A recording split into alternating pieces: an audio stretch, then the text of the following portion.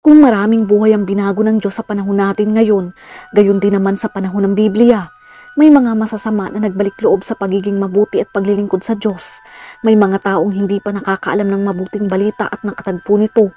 Ang kanilang karakter at kwento sa Biblia ay maaaring maging inspirasyon at tutulong sa atin na lumago sa pananampalataya sa Diyos. Kaya naman, samahan niyo akong galugarin ang kamanghamanghang buhay ng mga tauhan sa Biblia. Anong mga aral ang matututunan natin sa kanilang mga kwento? Ang Biblia ay puno ng mga kwento ng mga makasalanan na naging banal, mga itinapo na naging bayani, at mga alipin na naging mga hari dahil nakatagpo sila ng Diyos na nagpabago sa kanilang buhay. Walang imposible at sino man ay maaari niyang baguhin. Narito ang ilang mga karakter sa Biblia na tunay na binago ng Diyos. Number 1, Saul o Pablo. Masigasig na manguusig sa mga Kristiyano. Si Saul ay kilala bilang isang manguusig sa mga Kristiyano na kalaunan ay tinawag ding Pablo. Naging determinado si Saul na lipulin ang mga Kristiyano. Wala siyang awa sa kanyang pagtugis habang naniniwala siyang kumikilo sa pangalan ng Diyos. Masasabing walang mas nakakatakot o mas malupit kaysa sa ilang relihiyosong terorista, lalo na kapag naniniwala siyang ginagawa niya ang kalooban ng Diyos sa pamamagitan ng pag-alis ng buhay ng mga inosente. Sinasabi sa Gawa chapter 8 verse 3, siya ay nagsimulang sirain ang simbahan, pumapasok sa bahay-bahay at kinakaladkad ang mga lalaki at mga babae at sila inilalagay sa bilangguan. Ngunit biglang magbabago ang kanyang buhay nang siya ay maglakbay mula sa Jerusalem patungong Damasco. Bago umalis sa kanyang paglalakbay, humingi siya sa mataas na saserdote ng mga liham para sa pahintulot ng dakpin at dalhin ang sinumang Kristiyano na tagasunod ni Kristo at ikulong. Sa paglalakbay ni Saul sa daan, nakita niya ang isang maliwanag na liwanag mula sa langit. Siya ay biglang natumba sa kabayo at nabulag sa liwanag. Narinig niya ang mga salitang, "Saul, Saul, bakit mo ako inuusig?" Sumagot siya, "Sino ka, Panginoon?" Direkta at malinaw na sinagot ni Jesus, "Ako si Jesus na iyong pinanguusig." Nabulag si Saul ng 3 araw at hindi kumakain o umiinom.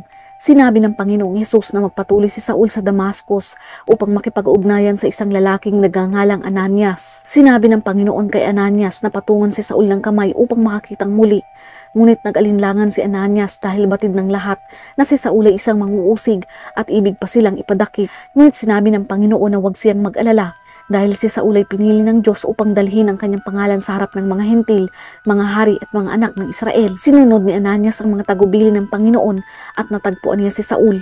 Pinatungan niya ito ng kamay at muli itong nakakita. Sa pamamagitan ng panalangin, natanggap ni Saul ang banal na espiritu, nabautismuhan at naging pinakama-impluwensyang apostol simula noon. Si Saul ng Tarsus ay naging si Apostol Pablo, isang masigasig na misyonero. Hindi lamang siya naging maimpluwensya sa paghubog ng pananampalataya ng unang Iglesia. Sa katunayan, siya ang may pinakamaraming naisulat na aklat sa Biblia at ipinalaganap niya ang ebanghelyo sa buong mundo. Ang kwento ni Apostol Pablo ay nagpapakita sa atin na ang biyaya ng Diyos ay makapagbabago ng sinuman. Number 2, Zaccheo, sakim na maniningil ng buwis. Si Zaccheo ay mayaman at pinuno ng isang maniningil ng buwis na kinasusuklaman ng mga Hudyo dahil ito ay nandaraya upang itago ang ilan para sa kanyang sarili.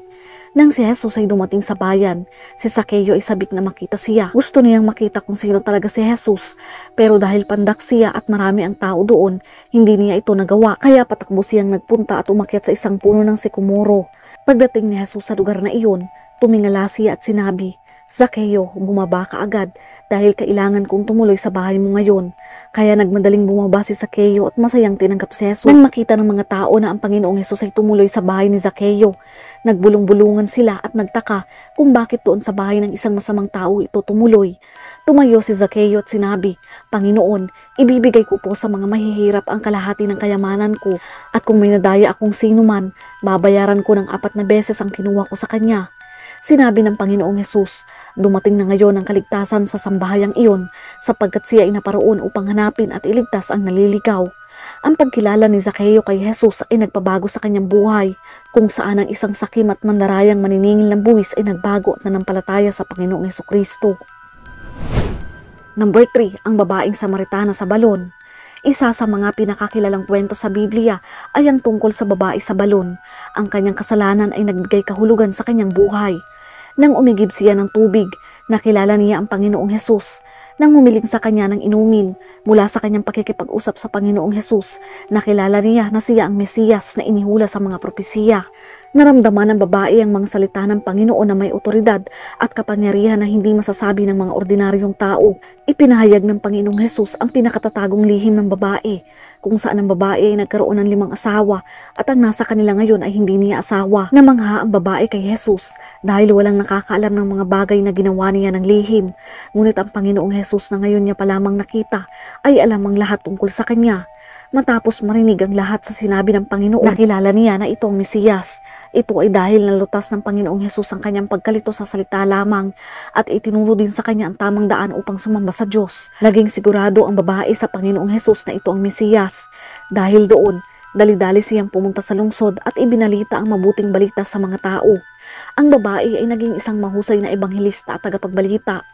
Ang kwentong ito ay isang mahusay na paalala ng kapangyarihan ng biyaya at pagtubos.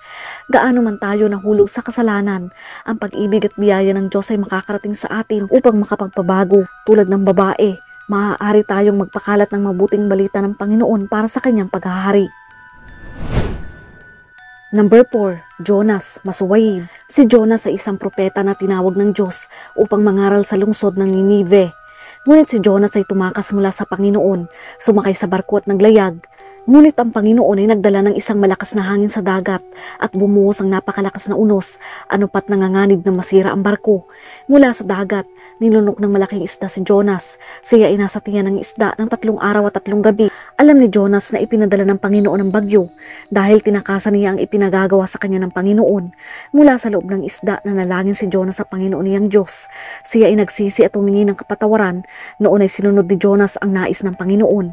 Nangaral siya sa Ninive at nagbabala. Itinuro sa atin ang kwento ni Jonas na dapat nating sundin palagi ang Diyos kahit na parang napakahirap o imposibleng gawin.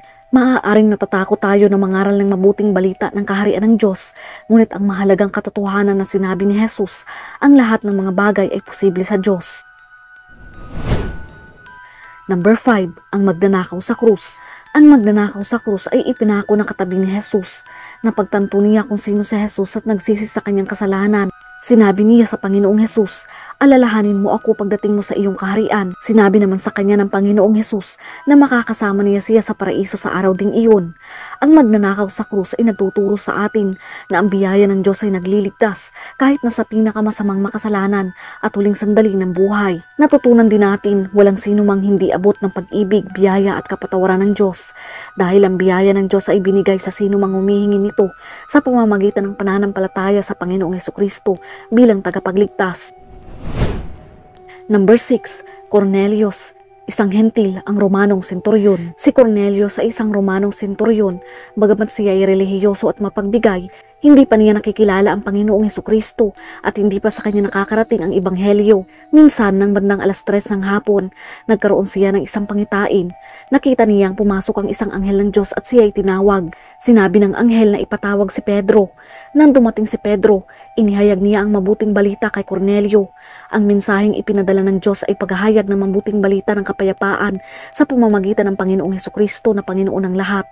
Tinanggap ni Cornelio ang bautismo at ang kaloob na banal na espiritu. Itinuro sa atin ang kwento ni Cornelius na handang iligtas ng Diyos ang sinuman, anuman ang kanilang pinagmulan at pinaniniwalaan. Ang kwento ni Cornelius ay nagpapatunay na kung ang isang tao ay tunay na naghahanap ng katotohanan ng Diyos, titiyakin ng Diyos na ang mensahe ng Ebanghelyo ay darating sa taong iyon. Inihahayag ng Diyos ang kanyang sarili sa mga naghahanap sa Kanya. Mga kapatid, ang mga karakter sa Biblia na ito ay nagtuturo sa atin ng lahat ng mga aral tungkol sa pananampalataya at pagbabago. Nakikita natin na hindi pa huli ang lahat para bumalik sa Diyos. Gaano man tayo naligaw, ano man ang ating pagkukulang at kasalanan, ang kanyang biyaya ay laging sapat para sa atin. Walang imposible sa Diyos at kahit na ang pinakamasamang tao ay kaya niyang baguhin at laging handang magpatawad sa oras na tayo ay magsisi. Panghuli, ang mga kwentong ito ay nagpapaalala sa atin ng kahalagahan ng pagsunod sa Diyos kahit na ito ay mahirap. Muli po, sana ay meron kayong natutunan. Patuloy nating ipalaganap ang mabuting salita ng Diyos. Ingat and God bless.